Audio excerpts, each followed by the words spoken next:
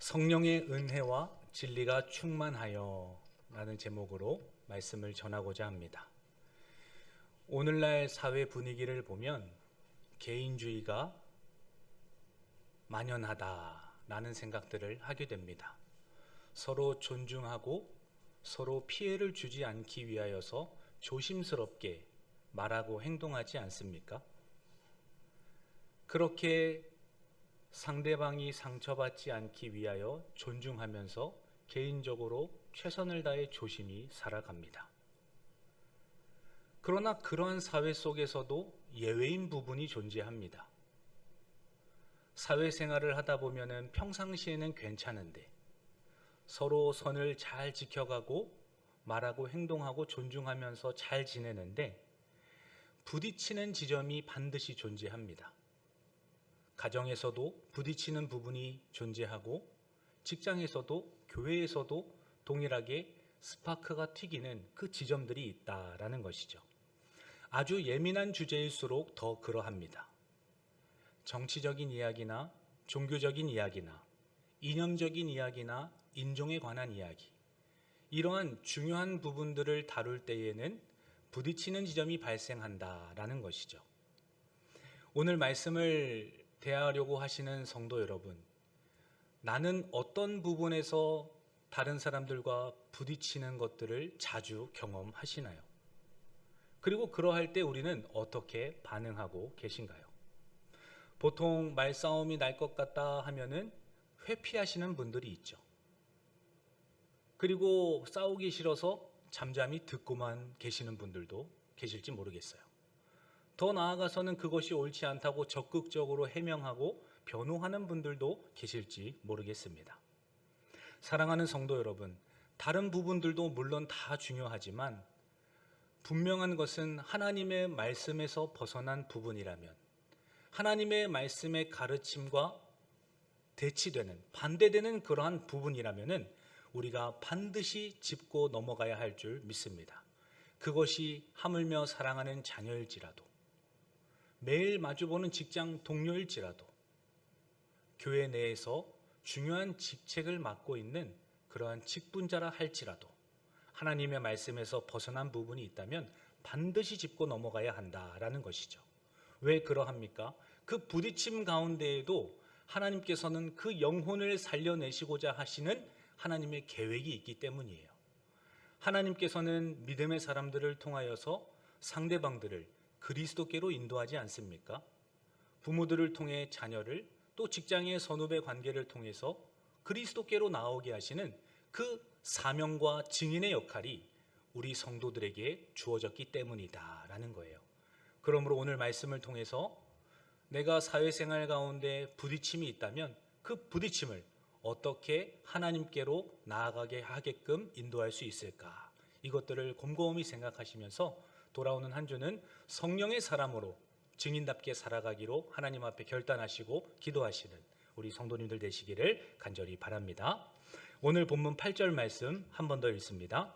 스데반이 은혜와 권능이 충만하여 큰 기사와 표적을 민간에 행하니.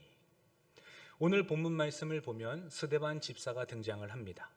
스데반 집사님께서 논쟁을 벌이고 사람들과 충돌하는 장면을 우리 가운데 소개해 주신다라는 거예요. 세상의 문화와 충돌을 하고 있습니다. 세상의 종교와 스데반 집사님이 지금 충돌을 하고 있는 상황인 거예요. 피하지 않습니다. 논쟁을 하고 토론을 하며 복음을 변증하시죠. 수많은 헬라 유대인들이 스데반 집사님에게 그것이 옳지 않다고 손가락질을 하고 위협을 합니다. 그러더라도 스데반 집사님은 논쟁을 피하지 않습니다. 순교할 것을 각오하고서라도 복음을 사수하고 그 하나님의 말씀을 지켜내는 그 믿음의 사람을 우리 가운데 소개해주고 있다라는 거예요. 스데반 집사님이야말로 성령의 사람이었다라고 우리가 함께 고백할 수 있지 않겠습니까? 오죽하면 스데반이 은혜와 권능이 충만하였다라고 우리에게 소개하고 있습니다.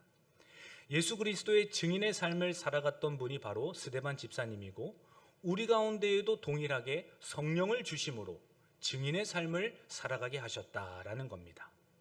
우리가 성령을 받았다는 것을 어떻게 확신할 수 있습니까?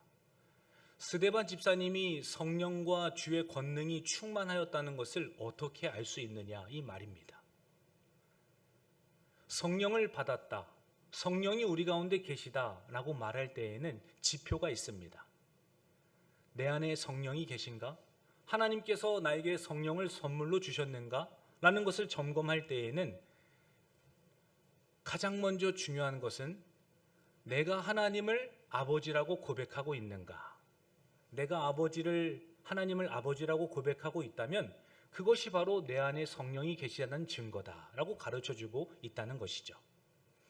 양자의 영을 받음으로 우리가 하나님을 아버지라 부르시느니라 라고 말씀하죠.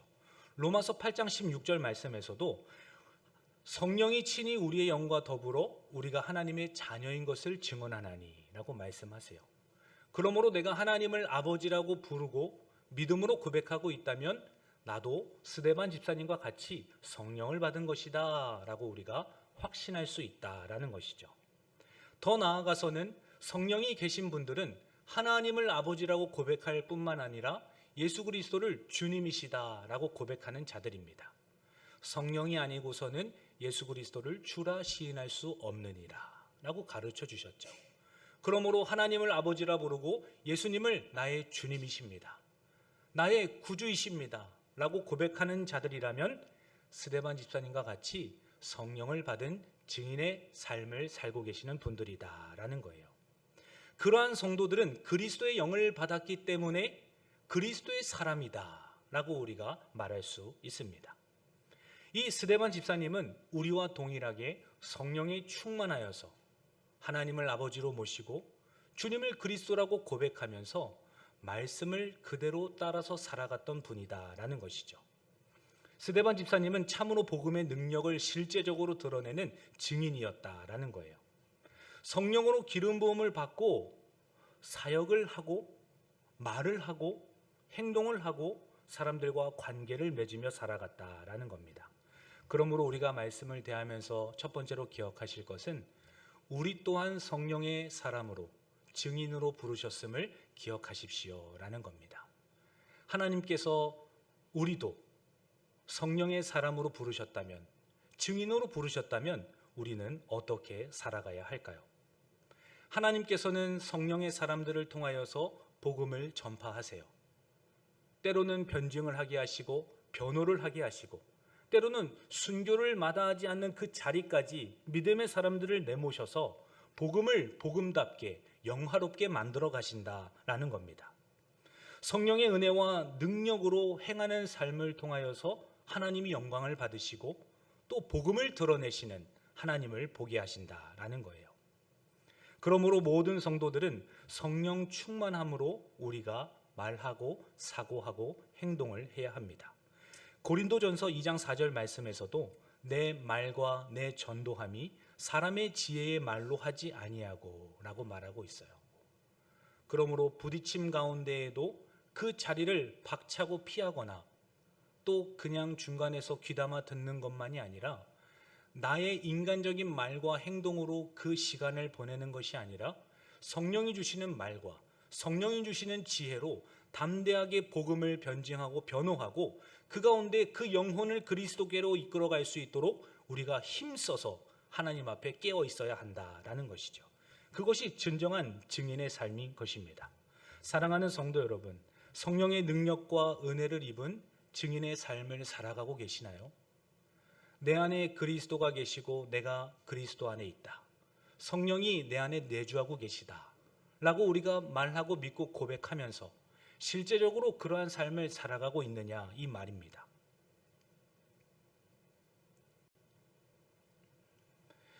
성령의 은혜와 권능으로 무장하시는 성도들, 특별히 성령에 붙들림 받은 성도들은 삶을 통하여서 자연스럽게 그 권능이 드러납니다.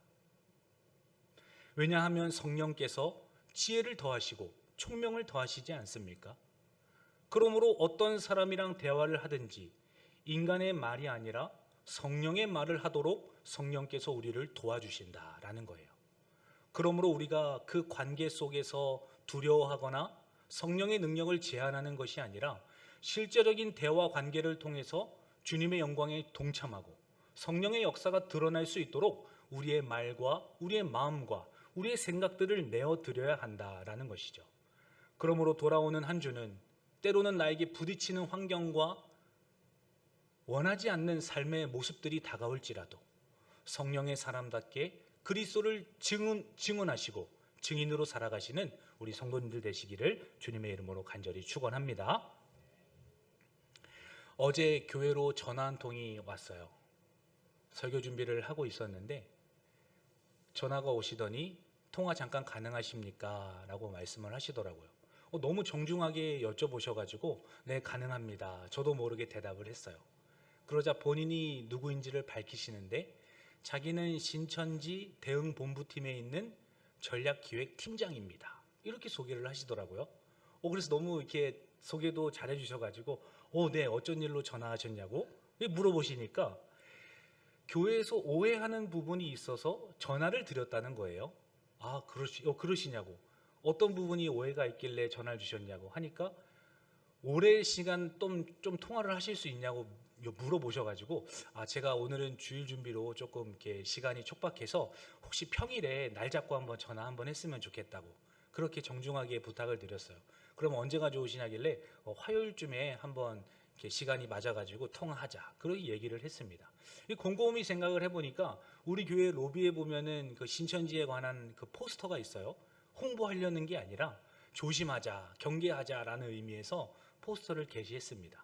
그 목소리를 딱 들어보니까 청년이고 좀 젊은 분인 것 같아요. 아마도 우리 교회를 한 번쯤은 왔다 가신 분이 아니실까? 이런 생각도 해보기도 합니다. 제가 그 전화를 받고 왜 피하지 않았습니까? 평일에 시간을 할애해서 왜 긴 시간을 통화하자고 약속까지 하였습니까? 복음에 관련해서 벗어난 부분이 있다면 때로는 토론하고 논쟁을 하는 것을 피하지 않는 것입니다. 분명히 받아들이지 않을 수 있겠죠. 그러나 그 영혼을 그리스도께로 인도하고자 하시는 하나님의 그 계획과 그 섭리가 있기 때문에 우리가 그 무의미해 보이는 시간이라 할지라도 시간을 할애해서 함께 대화하고 또 권면하고 주님의 길로 인도하는 것 아닙니까? 그러므로 토론과 논쟁을 피하는 것이 능사가 아니다라는 거예요. 하나님께서는 그분의 사람들을 통해 성령을 통해 예수 그리스도를 증언하는 자로 증인으로 삼아가시기 때문입니다. 주님께서는 말씀하셨어요.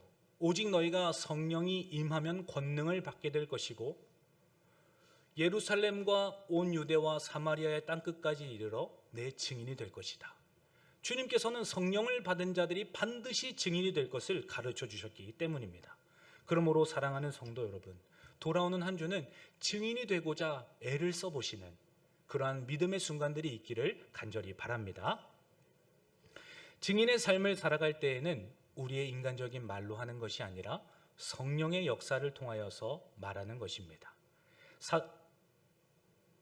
스데반 집사님도 9절 말씀에서 회당에서 논쟁을 하였다라고 말씀해주고 계시죠. 우리 함께 9절 말씀도 이어서 읽습니다.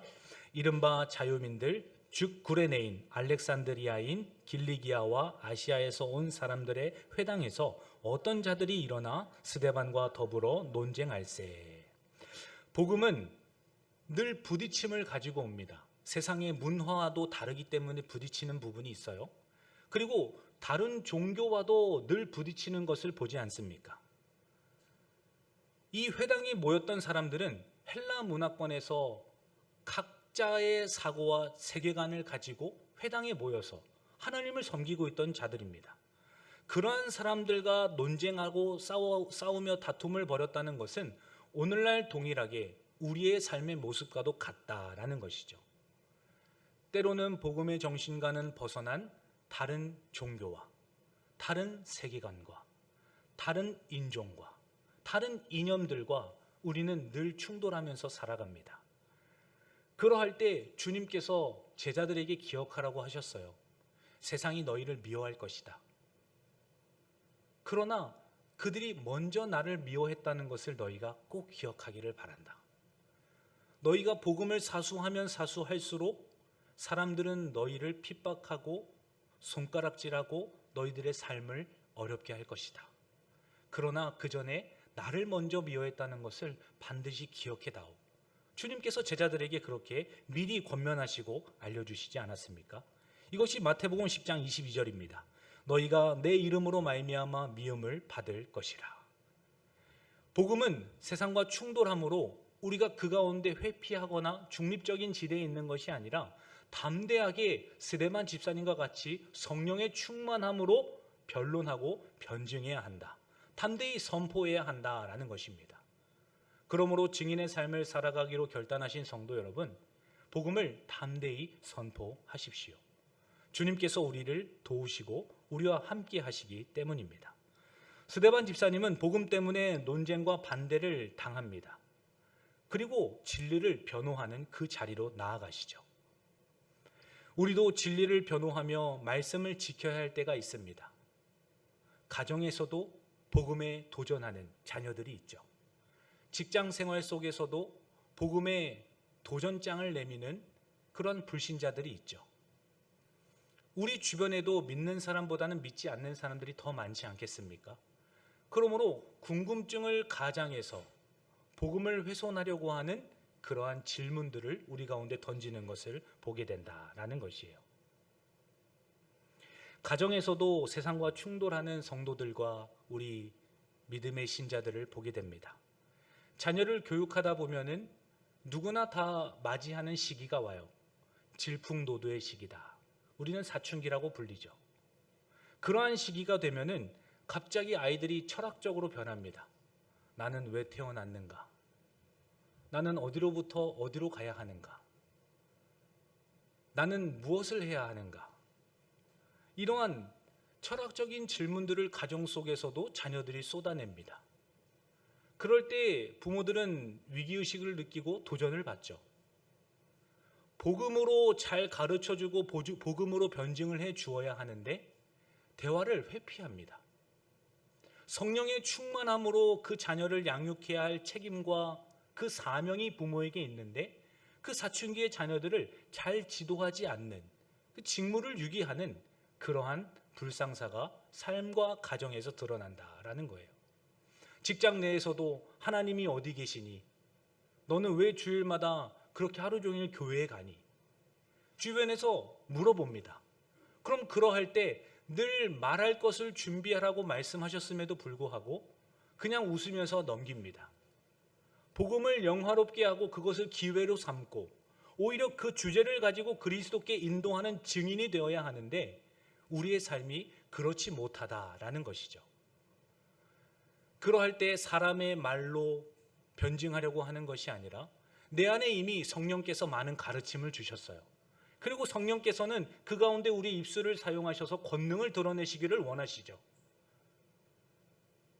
미리 준비하면 가장 좋겠지만 준비하지 않더라도 이미 하나님께서는 우리 안에 계시기 때문에 그 삶의 순간들을 통하여서 증인의 역할을 감당하게 하신다라는 겁니다.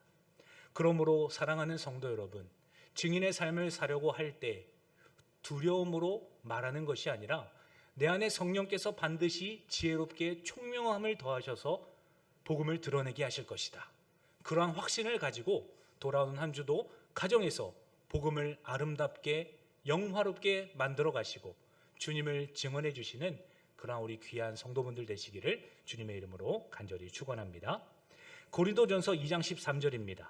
우리가 이것을 말하거니와 사람의 지혜가 가르친 말로 아니하고 오직 성령께서 가르치신 것으로 하니 영적인 일은 영적인 것으로 분별하느니라.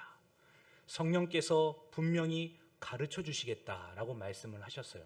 그러므로 다가오는 질문들을 두려워하는 것이 아니라 성령께서 반드시 대답해 주실 것이다 라는 그런 확신의 마음으로 귀하게 쓰임 받으실 줄 믿습니다.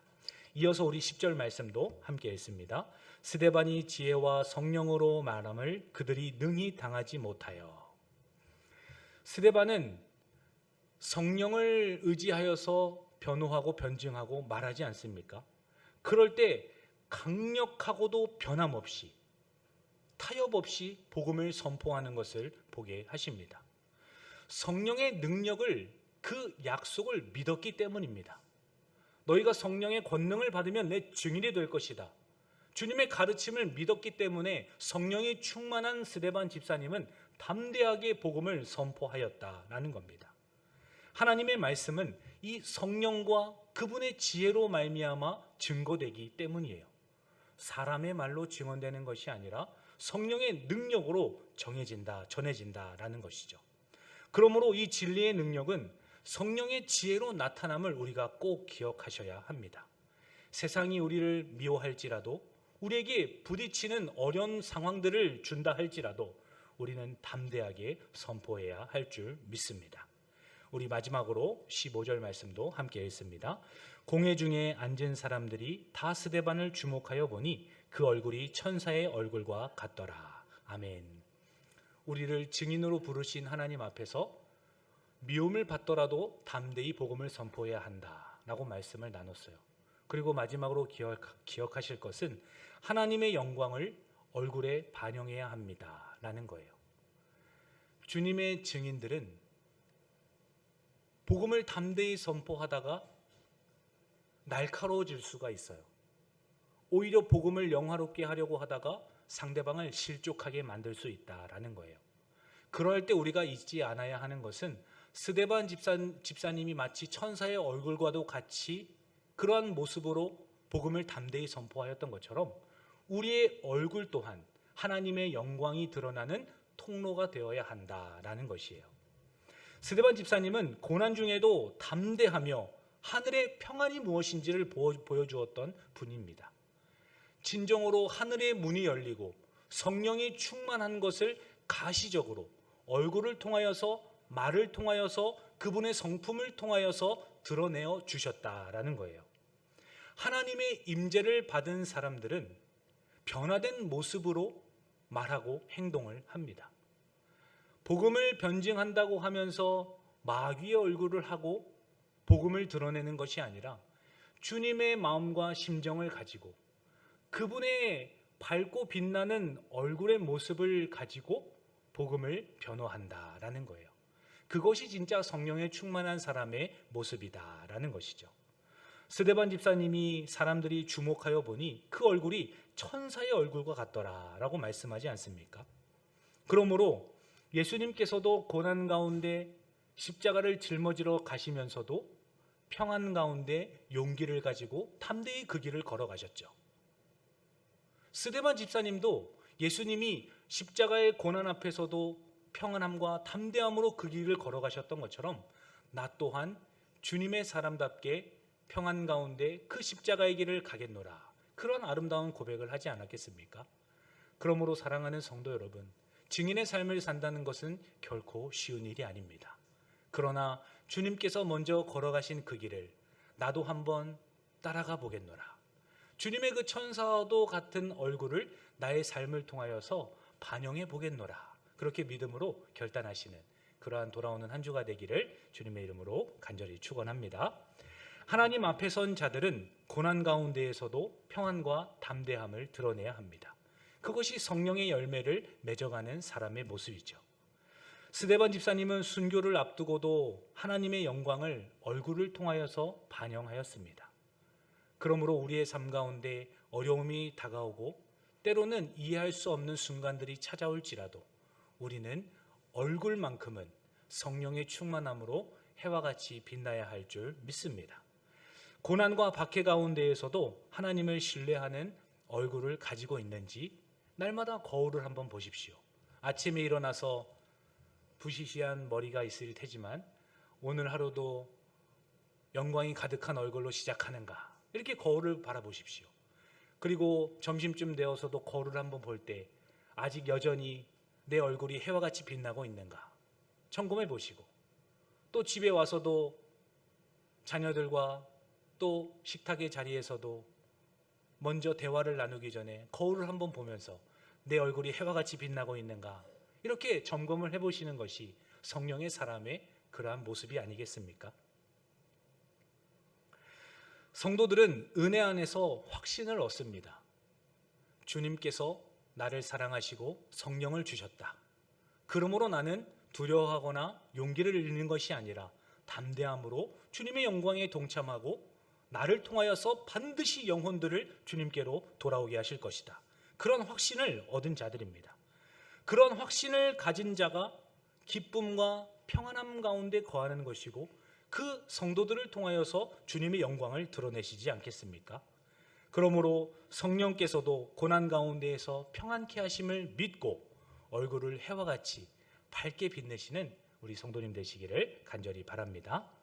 주의 영이시니, 주는 영이시니 주의 영이 계신 곳에는 자유가 있다라고 말씀합니다. 고린도후서 3장 17절과 18절입니다. 우리가 다 수건을 벗은 얼굴로 거울을 보는 것 같이 주의 영광을 보매 그와 같은 형상으로 변화하여 영광에서 영광에 이르니 곧 주의 영으로 말미암음이니라. 주의 영을 받은 자들은 변화하게 되어 있다. 그 변화는 영광에 이르게 하시는 영광의 하나님의 모습이다라는 것을 가르쳐 주지 않습니까? 그러므로 상황 때문에 내 마음과 표정이 일그러지는 것이 아니라 복음을 영화롭게 하고자 주님의 영광스러움을 얼굴에 장착하시고 삶에 반영하시는 우리 광문교회 성도님 되시기를 주님의 이름으로 간절히 축원합니다.